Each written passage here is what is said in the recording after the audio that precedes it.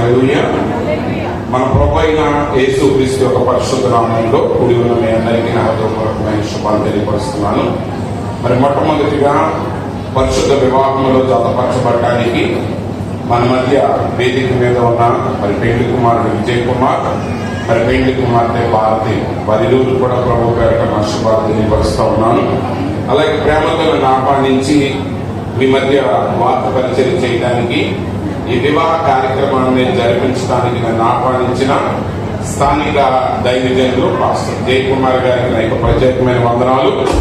మరి అలాగే వేదిక మీద ఉన్న దైవజనులు, మరి అలాగే వేదిక క్రింద ఉన్న దైవజనులు అందరికీ పేరు పేరున నా యొక్క ప్రత్యేకమైన వందనాలు తెలియపరుస్తూ ఉన్నాను. హల్లెలూయా. మంచిది, సమయం కొంచెం ఆలస్యమైంది. మరి ఈ సమయానికి అసలు కంప్లీట్ గా మనం వివాహాన్ని ముగించాలి. సరే, ఏది ఏమైనప్పటికీ కొద్ది నిమిషాలు దేవుని వాక్యాన్ని వేదిక మీద పెట్టాలని ఆశపడుతున్నాను. యోహాను సువార్త 2వ అధ్యాయము 5వ వచనాన్ని చదువుతాను, జాగ్రత్తగా ఆలకించండి. ఆయన తల్లి పరిచారకులను చూచి, ఆయన మీతో చెప్పునది చేరుడని ప్రభు ఈ వాక్య భాగమును దీవించునుగాక. ఆమేన్. ప్రియమైన సహోదరి సహోదరులారా, మరి వివాహం అనేది ఘనమైనదిగా ఉండాలి అని దేవుని వాక్యం సాధిస్తూ ఉన్నది. మరి పెండ్లి కుమార్తె రావడానికి ముందే ఇద్దరు దైవజనులు మరి కొన్ని హెచ్చరికలో వాక్యాన్ని చెప్పడం జరిగింది. మరి విజయ్ కుమార్ వాటిని విన్నాడని నేను నమ్ముతున్నాను. తర్వాత ఖాళీకి తిరిగినప్పుడు భారతమ్మ గారికి చెప్పండి, మిగిలిన ఎలాగే ఇద్దరితో నేను డైరెక్ట్ గా మాట్లాడుతూ ఉన్నాను. వివాహం అనేది ఏమిటి అనే విషయాన్ని మనం గమనించినప్పుడు దానికి అనేక రకాల తాత్పర్యాలు, అనేక రకాల విధానాలు లోకంలో ఉంటాయి. అయితే దేవుని వాక్యం ఏం చెప్తుంది అనే విషయాన్ని మనం గమనించాలి. ఎందుకనగా వివాహ వ్యవస్థను ఏర్పరిచిన వాడు దేవుడై ఉన్నాడు. చూడండి, ఆదాము ఒంటరిగా ఉన్నప్పుడు ఆదాముకు ఆలోచన రాలేదు, ఆదాము నేను ఒంటరిగా ఉన్నానని, మరి నాకు సహాయం కావాలనే ఆలోచన ఆదాముకు రాలేదు. కానీ దేవుడే ఆదాము యొక్క ఒంటరితనాన్ని గమనించి ఆయనకి సాటి అయిన సహాయాన్ని చేయాలి అని అనుకున్నాడు. అంటే వివాహం అనేది అది దేవుని ఆలోచనలో నుండి ప్రారంభమైంది. ఎప్పుడైతే దేవుడు ఆ ఆలోచన చేశారో, నేరుగా ఆయన ఎదుట భార్యని తీసుకురాలేదు, కానీ ఆయన సృజించిన భూజంతువులన్నింటినీ కూడా ఆదాము ఎదుటికి తీసుకొచ్చాడు. ఆదాము ఆ యొక్క జంతువులను బట్టి, వాటి యొక్క స్వభావాలను బట్టి వాటికి ఆయన పేర్లు పెట్టాడు. అయితే ఇప్పుడు మనం పిలిచే పేర్లు ఆదాము పెట్టిన పేర్లు కాదు అవి. ఎందుకంటే ఈ పేర్లకి వాటి స్వభావాలకి పోలికలేమి లేవు. అయితే ఆదాము అన్ని జంతువులను చూసిన తర్వాత ఆదాముకి సాటి అయిన సహాయం దొరకలేదు. అంటే ఈ భూమి మీద ఉన్న ఏ జీవి కూడా మానవుడికి సాటి అయినది కాదు అనే విషయాన్ని దేవుడు ప్రాక్టికల్ గా ఆదాముకు చూపించాడు. అప్పుడు దేవుడు ఆదాముకి గాఢ నిద్ర కలగజేసి ఆయన పక్కటి ఎముకలు తీసి ఆ ఎముకలు స్త్రీనిగా నిర్మించి ఆ స్త్రీని ఆదాము ఎదుటికి తీసుకొచ్చినప్పుడు ఆదాము తన ఎదుట ఉన్న ఆ స్త్రీని చూసి ఆయన అంటున్నాడు, ఏమంటున్నాడంటే, ఈమె నా ఎముకలోని ఎముక, నా మాంసంలోని మాంసమైనది, ఈమె నరు నుండి తీయబడింది కనుక నారి అనబడును అని ఆయన పేరు పెట్టాడు ఆమెకి. ఇప్పుడు దేవుడు వారి ఇరువురిని కూడా ఐక్యపరిచాడు. అంటే ఈ వివాహం అనేది ఎక్కడ ప్రారంభమైందంటే దేవునితో ప్రారంభమైంది. వివాహం అనేది వారు చేసుకున్నప్పుడు వారి స్థితి ఏంటంటే వారు దేవునితో మంచి ఆధ్యాత్మిక స్థితిని కలిగి ఉన్నారు. అంటే పతనం అనేది లేదు. కానీ ఆదాము అవ్వ పాపం చేసిన తర్వాత, వారు ఏదైనా తోటలో నుంచి బయటికి వెళ్ళగొట్టబడిన తర్వాత జరిగే వివాహాలన్నీ కూడా ఎలా జరుగుతున్నాయంటే పతనమైన స్థితిలో జరుగుతున్నాయి, అంటే దేవునికి దూరమైన స్థితిలో జరుగుతున్నాయి. అయితే దేవుడు ఉద్దేశించిన ఆ వివాహం ఆశీర్వాదకరంగా ఉండాలి అంటే, దేవుడు ఉద్దేశించినట్లుగా వివాహం అనేది దీవెనకరంగా ఉండాలి అంటే, ఖచ్చితంగా మానవుడు దేవునితో తను పోగొట్టుకున్న సంబంధాన్ని మొదటిగా పునరుద్ధరించాలి. దేవునితో మానవుని యొక్క సంబంధం పునరుద్ధరించబడకుండా వివాహాల గురించి ఈ ప్రపంచంలో ఎన్ని ఆదర్శాలు వచ్చినా, ఎన్ని గొప్ప కార్యాలు వచ్చినా ఆ వివాహాలు నిలవలేవు. ఎందుకు నిలవలేవంటే, వివాహానికి కర్త దేవుడై ఉన్నాడు. దేవునితో కలిసి మానవుడు కలిసినప్పుడు మాత్రమే మరలా ఆ వివాహ జీవితము ఆశీర్వాదకరంగా ఉంటుంది. అందుకే ఉద్యోగ కోటాల్లో ప్రకటనలు చేస్తారు, రోగుల కొరకు ప్రార్థనలు చేయబడతాయి, కోర్టు కేసులు ఉంటే ప్రార్థనలు చేయబడతాయి, కుటుంబ సమస్యలుంటే ప్రార్థన చేయబడతాయి. ఎందుకు వస్తున్నాయి సమస్యలు? సమస్యలు ఎందుకు వస్తున్నాయంటే, మానవుడికి దేవునికి సంబంధం చెదిరిపోయింది. లేఖనాల ప్రకారంగా, బైబిల్ ప్రకారంగా ఒక వ్యక్తి వివాహ జీవితంలో అభివృద్ధి పొందాలి అంటే, ఆశీర్వాదాన్ని కలిగి ఉండాలంటే, మొట్టమొదటిగా అతనికి దేవునితో సంబంధం ఉండాలి. అందుకే దేవుడు ప్రవక్త చెబుతున్నాడు, ఒక రక్షించబడిన వ్యక్తిని మాత్రమే వివాహం చేసుకోవాలి అన్నాడు. అంటే దాని అర్థం మొట్టమొదటిగా ఇరువురు రక్షణ అనుభవాన్ని కలిగిన వారై ఉండాలి. చూడండి, ఇక్కడ కానా అనే గ్రామంలో జరిగిన వివాహంలో మనం గమనించినప్పుడు, ఆ విందు జరుగుతూ ఉండగా ద్రాక్షరసం అయిపోయింది. ఆ గొప్ప లోటు ఏర్పడింది. ద్రాక్షరసం అయిపోవటం అనేది ఇశ్రాయేలు యొక్క దేశంలో అది ఎంతో అవమానకరమైన కార్యం అన్నమాట. ఇప్పుడు ఏం చేయాలన్నా అది సాధ్యమయ్యే పని కాదు. ఎందుకనగా అది కేవలం డబ్బుతో కొనగలిగింది కాదు, దానికి చాలా సమయం కావాలి.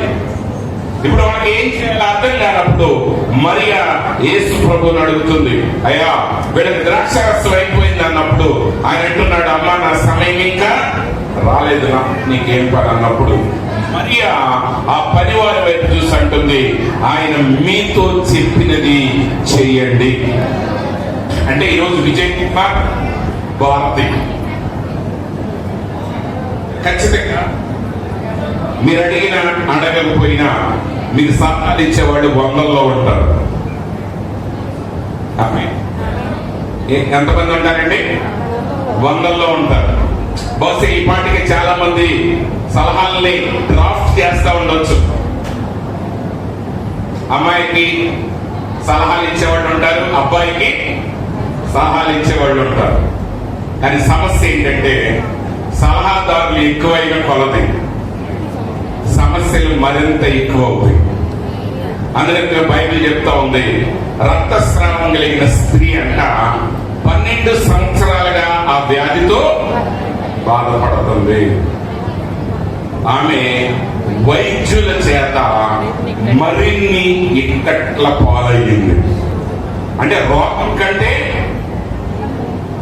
డాక్టర్ల దగ్గరికి వెళ్ళినప్పుడల్లా ఇంకా సమస్య పెరుగుతుంది, ఇంకొక జబ్బు వస్తా ఉంది. వివాహంలో సలహాదారులు ఎక్కువైన కొలది సమస్యలు మరింత ఎక్కువ అవుతాయి. ఆ సమస్యకి మించిన సమస్యలు ఇంకా ఉత్పత్తి అవుతాయి. జనాలు ఏమంటారంటే, సలహాలు ఇచ్చేటప్పుడు అందరూ పడిదో నేను చెప్తున్నాను చేస్తారా చేయరా అంటారు. చేసిన తర్వాత నష్టం వచ్చింది అనుకోండి, ఏమో మాకేం తెలుసు. ఒకసారి నేను ఒక చోటకి వెళ్ళినప్పుడు ఒక బ్రదర్ గారు వచ్చి ఒక అరగంట ఏడ్ చేశాడు నా ముందు. ఒక అరగంట ఏడ్చిన తర్వాత అప్పుడు ఆయన సమస్య చెప్పాడు. చెప్పినప్పుడు నేను అన్నాను, ఏమైనా నువ్వు క్రైస్తవుడు కదా, పెద్ద చర్చికి వెళ్తాడు ఆయన, మంచి దైవజనుడు వాడు మాస్టర్ గారు. ఆ మాస్టర్ గారు కూడా నాకు తెలుసు, అంత గొప్ప దైవజనుడు చర్చికి వెళ్తా ఇంత వర్తమానంలో ఉంది, నువ్వు ఎందుకు ఈ పని ఎట్లా చేయాల్సి వచ్చింది నువ్వు అంటే, ఆయన అన్నాడు, ఏం చేద్దామని మా బంధువులందరూ కూడా పట్టుబట్టారు అన్నాడు. నేను అన్నాను, ఇప్పుడు ఎంత సమస్య వచ్చింది కదా, నా దగ్గర అరగంట సేపు పెట్టావు, ఈ బంధువుల దగ్గరికి వెళ్ళి ఒక 10 నిమిషాలు నన్ను ఏడవలేదా అన్న. అర్థమవుతుందండి? అర్థమవుతుందని నేను చెప్పేది? అర్థమవుతుంది. నువ్వు నా దగ్గరికి వచ్చి ఎందుకు ఎడుతున్నావు? అనవసరంగా అరగంట సమయం నాది పోయింది. ఆయన ఏం చెప్పట్లే, పట్టుకుని ఐదారు ఏడుతున్నాడు. అరగంట సమయం వృధా చేసావు. నా దగ్గర ఏడ్చిన ఏడుపు వాళ్ళ దగ్గరికి వెళ్ళి ఏడవచ్చు కదండి. ఆయన అన్నాడు, ఏం చెప్తామండి? వాళ్ళు అన్నారు, నీకు ఏదో జరుగుతుంది అంటుంది మేము చెప్పాము, ఇప్పుడు తేడా జరిగింది, మేమేం చేయం. అప్పుడు నేను అన్నాను, సలహా చెప్పిన వాళ్ళు అందరూ మేమేం చేయమన్నప్పుడు ఇప్పుడు నేనేం చేస్తాను? కాబట్టి సమస్య వచ్చినప్పుడు, సమస్య రానప్పుడైనా భార్య భర్తలు మొట్టమొదటిగా గ్రహించాల్సింది ఏంటంటే, వాళ్ళ మధ్యకు వచ్చి ఏ మూడవ వ్యక్తి అయినా కీడే గాని శుభం కాదు. పెళ్ళంటే ఇద్దరు వ్యక్తుల మధ్య అంతే. మూడో వ్యక్తి వస్తే ఏమవుతుంది అంటే అందరికి అర్థమైన భాషలో చెప్తున్నారు, కీడు జరగదు, శుభం జరగదు. మేలు జరగాలంటే ఒకే ఒక మార్గం, ఆయన యేసుక్రీస్తు అయి ఉన్నాడు. మీ సమస్య ఏదైనా ఆ సమస్యకి మీరు వెళ్ళాల్సింది ఎవరి దగ్గరికి అంటే యేసుక్రీస్తు దగ్గరికి అవుతుంది. కాబట్టి ఏ వివాహం అయినా మీరు చేయాల్సింది ఏంటంటే, ఆయన మీతో చెప్పినది చేయండి. ఆయన మీతో చెప్పింది చేయాలంటే అసలు ఆయన మీకు చెప్పాలంటే మీరు రక్షణ అనుభవం కలిగి ఉన్నారు. మీరు మామూలుగా వెళ్ళి అడిగిన వాళ్ళు అందరికీ ఆయన జవాబు చెప్పడు. చెప్తాడా జవాబు? చెప్పడు. ఆయన మీరు ఆహ్వానించాలి. యేసు ఆయన శిష్యులు ఆ కానా అనే గ్రామంలో జరిగిన వివాహానికి ఆహ్వానించబడ్డారు. విజయ్ కుమార్, భారతి వీరిరువురు వివాహ వ్యవస్థలో ప్రవేశిస్తున్నారు. ఇప్పటి వరకు ఖచ్చితంగా మీరిద్దరు మీ తల్లిదండ్రులకు లోబడ్డారు, మీ బంధువులకు లోబడ్డారు. ఎందుకంటే మీరు మరొక వ్యవస్థలో ఉన్నారు. కానీ ఇప్పటి నుంచి మీరు ప్రవేశించబోయే వ్యవస్థ ఎలాంటిదంటే, అది లోక జ్ఞానానికి మించిన వ్యవస్థ. దాని గురించిన ఆలోచన ఈ లోకానికి తెలియదు. ఈ రోజు వివాహం గురించి లోకం ఇచ్చే నిర్వచనాలన్నీ తప్పే, కానీ దేవుని నిర్వచనం మాత్రమే సరైనది. దేవుని నిర్వచనం ఏంటి? దేవుడు ఆదాముని ఒక ప్రణాళిక ప్రకారంగా, ఒక పద్ధతి ప్రకారంగా ఒక కార్యాన్ని నెరవేర్చడానికి సృష్టించాడు. ఇప్పుడు అవ్వని దేవుడు ఎందుకు ఇచ్చాడంటే, ఆదాము ఆ కార్యాన్ని నెరవేర్చుటలో అతనికి సహకారి అయి ఉండాలి. అందులో దేవుడు అంటున్నాడు అబ్రహాముతో, శారా నీ వాగ్దానములో వాక్తురాలయ్యును. మరో చోట కృప అనే జీవవరములో నీ భార్య నీకు తోటిదై ఉన్నది. కాబట్టి భార్య భర్తలు ఇద్దరిని దేవుడు కలిపినప్పుడు ఆయన ఏం కలిగి ఉన్నాడంటే, ఆయన సంకల్పాన్ని కలిగి ఉన్నాడు. ఆ సంకల్పాన్ని మీరిద్దరూ నెరవేర్చాలంటే మొదటిగా మీ మధ్య ఐక్యత కావాలి. మీరు ఆయన మాట వినాలి అంటే, ఆయన మీరు అడిగినప్పుడు ఆయన మీకు జవాబు చెప్పాలి అంటే, మీకు రక్షణ అనుభవం కలిగి దేవునితో నడిచే అనుభవాన్ని కలిగి ఉంటారు. రెండవది ఏంటంటే, ఆయన మాట మీరు వినాలి. అందులో మిత్తమే ద్వితీయోపదేశకాండ 28వ అధ్యాయం చెప్తా ఉంది. ఒక మాట జాగ్రత్తగా వినండి. ద్వితీయోపదేశకాండ 28వ అధ్యాయం మొదటి వచనం, నీవు నీ దేవుడైన యెహోవా మాట శ్రద్ధగా విని నేడు నేను నీకు ఆజ్ఞాపించుతున్నా ఆయన ఆజ్ఞలన్నిటినీ అనుసరించి నడుచుకునే ఎడల నీ దేవుడైన యెహోవా భూమి మీద ఉన్న సమస్త జనముల కంటే నిన్ను హెచ్చించును. నీవు నీ దేవుడైన యెహోవా మాట వినిన ఎడల ఈ దీవెనలన్నీ నీ మీదకి వచ్చి నీకు ప్రాప్తించును. వివాహంలో ఈ మాట చాలా ప్రాముఖ్యమైనది. సమయం దొరికిన తర్వాత విజయ్ కుమార్, భారతి మరొకసారి వచ్చిన 2 జాగ్రత్తగా చదవండి. అక్కడ వాక్యం ఏం చెప్తుందంటే, ఆశీర్వాదాన్ని మనం వెతకటం కాదంట, ఆశీర్వాదాలు మిమ్మల్ని వెతుకుతూ వస్తాయంట. హల్లెలూయా. అవి మీ మీద దాడి చేస్తాయి. యాక్చువల్ గా అక్కడ వాడిన పదం ఏంటంటే, ఒక బలమైన దేశం వెళ్ళి బలహీనమైన దేశాన్ని ఓడించి దాన్ని స్వాధీనం చేసుకోవడం. అంటే విజయ్ కుమార్, భారతి దేవుని మాటలను శ్రద్ధగా విన్నట్లయితే, ఆలకించినట్లయితే, ఆలకించడం అంటే ఇంగ్లీష్లో అక్కడ ఏమని ఉంటుంది అంటే హర్కెన్, అంటే చెవి యొగ్గాలి. అంటే మాట్లాడేటప్పుడు ఇంతమందిలో కూడా కొంతమంది మాట్లాడేస్తా ఉంటారు. ఇంత గందరగోళంగా ఉన్నా సరే ఇద్దరు తలకాయలు చేసి చెవి తీసుకెళ్ళి ఎక్కడ పెడతారు, అక్కడ పెట్టి మాట్లాడతాం. అంటే దేవుని మాటలు అంత శ్రద్ధగా వినాలి. విజయ్ కుమార్, నువ్వు దేవుణ్ణి అడగటమే కాదు, ఆయా ద్రాక్షారసం అయిపోయిందంటే కాదు, ఆయన ఏం చెప్తున్నాడు జాగ్రత్తగా వినాలి. నీళ్ళ బదులు పాలు పోసేవాళ్ళు సమస్య. ఆయన మాట శ్రద్ధగా వినాలి.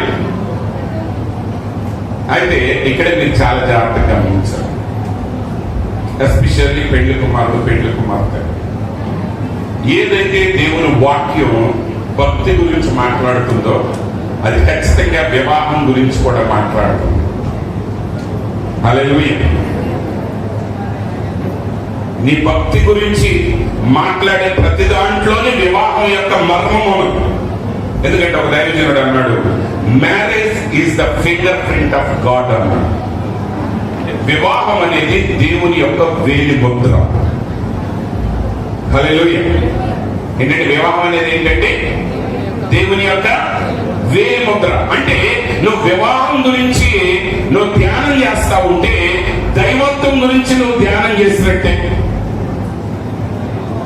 కాబట్టి ఇక్కడ మీరిద్దరూ గమనించాల్సింది ఏంటంటే, అయా ఇవి ఎత్తబాటుకి నాశనానికి సమీపంగా మనం ఉన్న రోజు.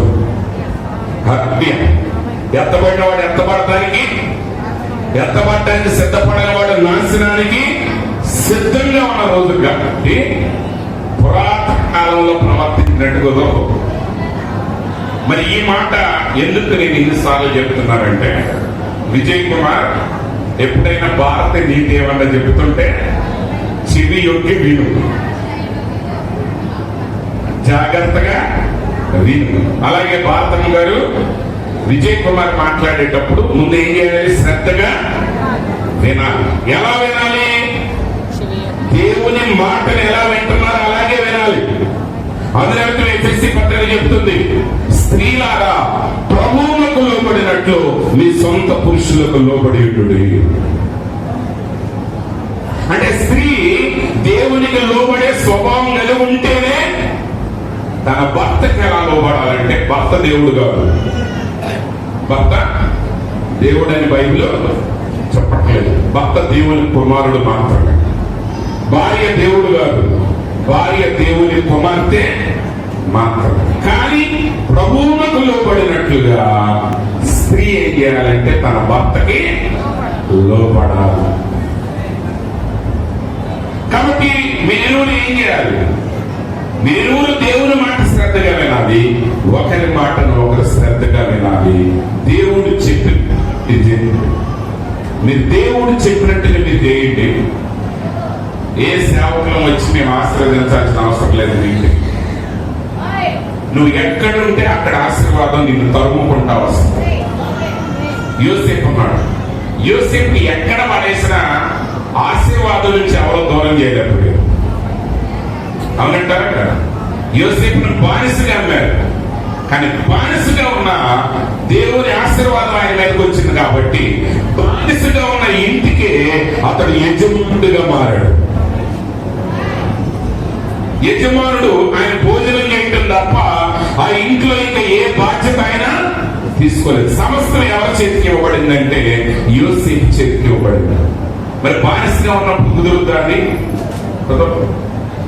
కానీ యోసేపు జీవితంలో కుదురుతుంది. ఎందుకంటే యోసేపు దేవుణ్ణి వెంబడించాడు. విజయ్ కుమార్ భారతి నీ జీవితంలో దేవునికి మొదటి స్థానం ఇవ్వండి, చివరి స్థానం దేవునికి ఇవ్వండి. అప్పుడు నీ గృహం నిలబడింది. అందులో యేసు ప్రభువారు అన్నారు, ఈ నా మాటలు విని వాటి చొప్పులు చేయు ప్రతివాడు బండ మీద తన ఇంటిని కట్టిన బుద్ధిమంతులు పోయి ఉంటాడు. మీరు కూడా దేవుని మాటలు వినండి, దేవుని వాక్యాన్ని వినండి, వాక్యం చెప్పినట్టు చేయండి. యేసు ప్రభువారు ఆ నీళ్ళను ద్రాక్షరసంగా మార్చాడంటే ఈ రోజు మనకు అది సాధారణమైన విషయంగా కనబడుతుంది, కానీ నిజంగా ఆ సంఘటన జరిగిన క్షణంలో అది ఎంతో ఆలోచనకు అందని కార్యం. డబ్బు ద్వారా కానీ దేని ద్వారా చేయలేని పనిని దేవుడు ఒక సాధారణమైన నీళ్లని ద్రాక్షరసంగా మార్చాడు. దానికి గల కారణం ఏంటంటే పనివారు ఆయన మాటను శ్రద్ధగా విని ఆయన చెప్పినట్టే చేశారు. చివరి నీళ్ల నుంచి విందు ప్రధాని దగ్గర తీసుకెళ్ళమన్నప్పుడు వాళ్ళు నీళ్లనే తీసుకెళ్లారు. వాళ్ళు తీసుకెళ్లిన తర్వాతే అది ద్రాక్షరసంగా మారింది. కాబట్టి మీ వివాహ జీవితంలో ఎలాంటి పరిస్థితుల మధ్య అయినా ఖచ్చితంగా ప్రతి వివాహం శోధించబడుతుంది, ప్రతి వివాహం పరీక్షించబడుతుంది. వివాహం అనేది ఖచ్చితంగా శ్రమలకు ఎదురవుతుంది. అయితే యేసు ప్రభు మాటలు విని ఆయన మాట చొప్పున చేసి ఆ బండ మీద కట్టిన గృహం మాత్రం ఎలా ఉంటుందంటే అది ఎన్నటికీ కలదు. అది వానలు వచ్చినా వరదలు వచ్చినా గాలి విసిరి ఆ ఇంటి మీద కొట్టిన ఆ ఇల్లు ఎప్పటికీ నిలబడి ఉంటుంది. ఎందుకంటే అది దేవుని వాక్యం యొక్క పునాది మీద కట్టబడినది. కాబట్టి విడివిడిగా దేవునితో సన్నిహిత సంబంధం కలిగి ఉండండి, ఇద్దరుగా దేవునితో సంబంధం కలిగి ఉండండి. వాక్యం చెప్పినట్టు చేయండి. దేవుని మాట ఎప్పటికీ సత్యము, దేవుని మాట ఎప్పటికీ నిలబడి ఉంటుంది.